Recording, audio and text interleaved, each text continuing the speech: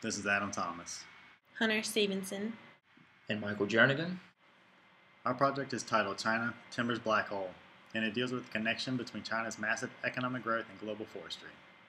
Our goals here will be to demonstrate the linkages between China's booming middle class and its effects on global wood products demand, and second, to discuss what this increased demand means for global wood product supply. What are the long-term consequences?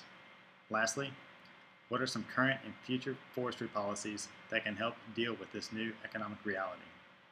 Without further ado, we will begin, and we hope you enjoy the show.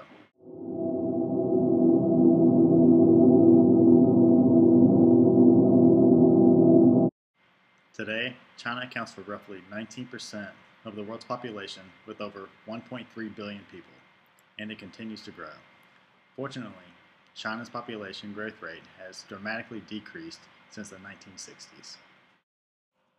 Looking at a graph with future projections of China's growth rate, it can be seen that China's population will increase to about 1.45 billion by the year 2025, and then slowly begin to decline if the constant fertility variant, which is represented by the gray line on the graph, continues.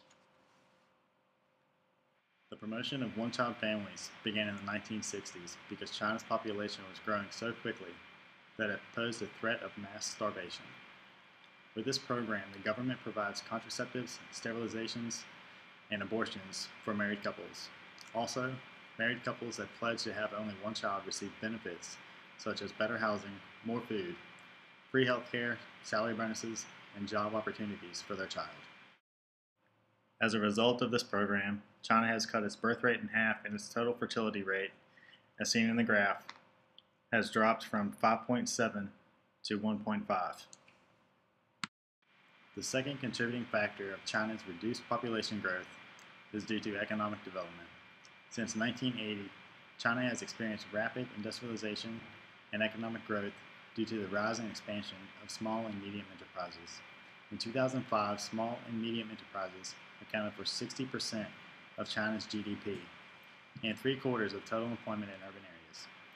As a result of this growth, China has a high consumption rate of natural resources, and with continued growth, projections indicate a great potential of rising consumption patterns. Even though China has taken control of its population growth and experienced economic development, a problem still remains.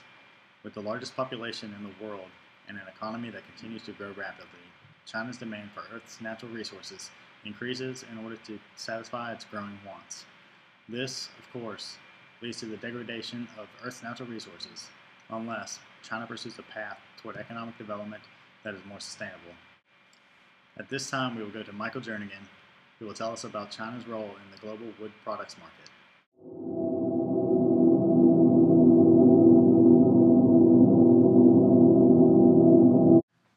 Thank you, Adam. China is clearly on its way to being a dominant world power. Now that we've looked at China's population and economic growth, let's turn our attention to the global wood products market and China's impact on this market. I know economics and market analysis is not considered an exciting topic by most, so this will be some pretty dull material for many of you. Ms. Stevenson's material will be much more interesting, so hang in there with me.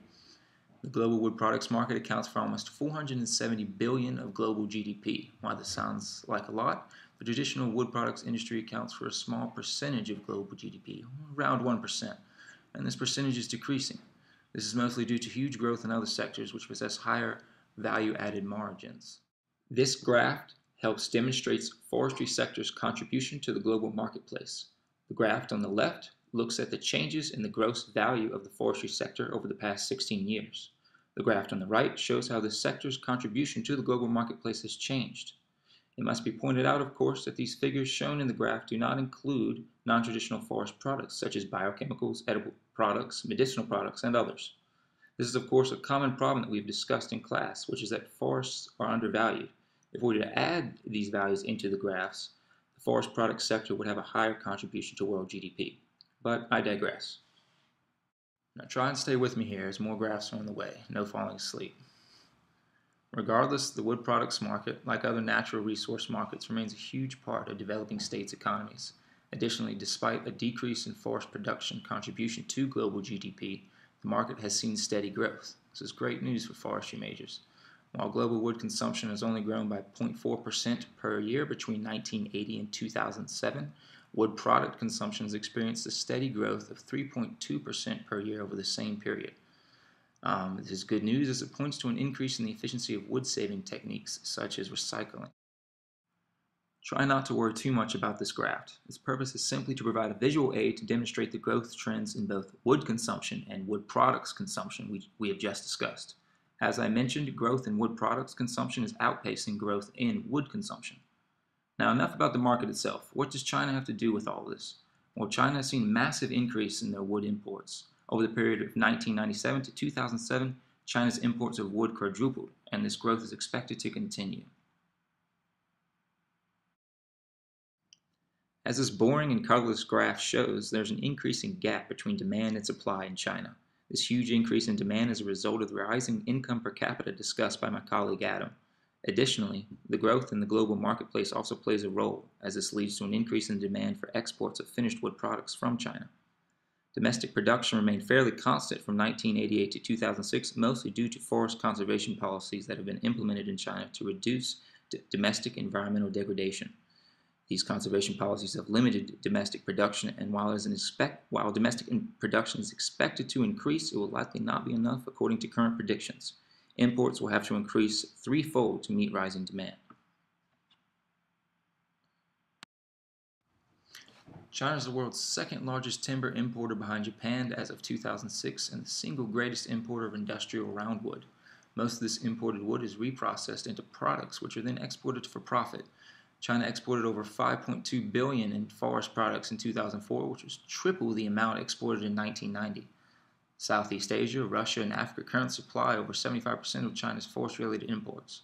As demand increases, tropical regions of Southeast Asia and Africa, as well as Russia, would all have to increase their imports to China by 60% or more.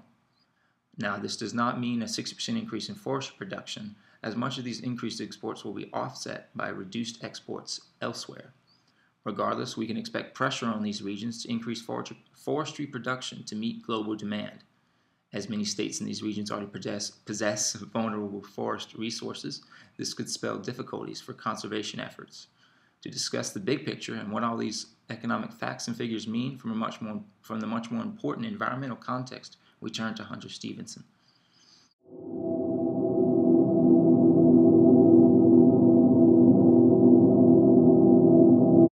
China's economy, without a doubt, is affecting forests everywhere. China's actions leave an ecological footprint that can be seen around the world, degrading and destroying high conservation value forests. As you can see by this graph, in the past 10 years, China's energy consumption has been steadily growing, reaching over $4 trillion worth in 2011. Luckily, other countries that previously had policies and methods of forestry are able to effectively export to China without large, unexpected impacts on the environment. However, countries with no previous experience in large-scale logging and timber exportation are now struggling to find sustainable methods of doing so. Nevertheless, a massive loss of trees anywhere worsens climate change. According to the Stern Review, deforestation contributes to almost 20% of global carbon emission. This percentile is more than that from transportation or even industrial manufacturing. Luckily, however, China has increased their forest area as to support their exponentially rising need for trees. As you can see by this picture, from 1990 to 2010, China's gain in forest cover has been almost 50%, much more than any other country. To compound environmental issues, due to new paper production machines like this one that rely exclusively on wood fiber pulp rather than non-wood pulp and waste paper, China's consumption of wood pulp is rising, as is the importation rate.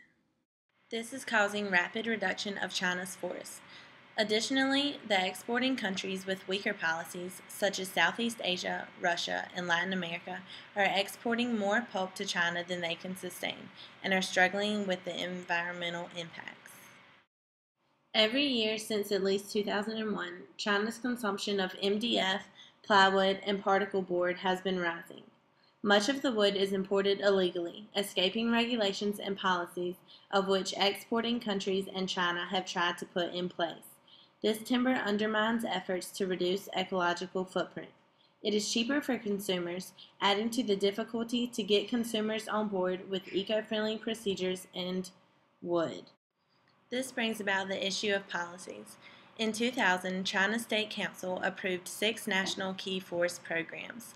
These programs are the Natural Forest Protection Program, the Shelter Belt Development Program, the Sloping Land Conversion Program, the Sand Control Program for the area in the vicinity of Beijing, the Wildlife Conservation and Nature Reserve Development Program, and the Forest Industrial Base Development Program. These programs were a great step in the direction towards a cleaner environment.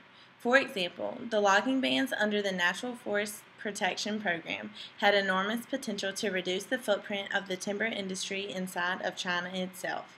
According to FAO reports in 2005, deforestation in East Asia reported a decline in wood removal thanks to the logging ban by the Natural Forest Protection Program. Forest resources and the ecosystem in East Asia have improved over 10 years. Forest areas and forest cover have increased, and biodiversity has improved in regions affected by the Natural Forest Protection Program. Nevertheless, policies and laws are not always strongly enforced. Illegal logging still continues and is often financed and conducted by organized groups of criminals and mafias with high-level connections. This sign in Nongdao, China, reads, "Crossing the border to log is prohibited." All of these pictures are of illegally cut logs from Burma, near Chinese customs, official Chinese checkpoints, and entering China illegally. Actions to stop this have been made, however. The G8 countries have developed an action program on illegal logging, encouraging countries to implement and enforce more regulations. Almost 100 countries have agreed to the Forest Law Enforcement and Governance in hopes to actively fight illegal logging. In conclusion, as you can see, China's economy has an immense impact on the world's forests today. It is growing in population size and in turn in demand, causing adverse effects on the environment. Conservation of trees and their resources seems nearly impossible with the rate of use.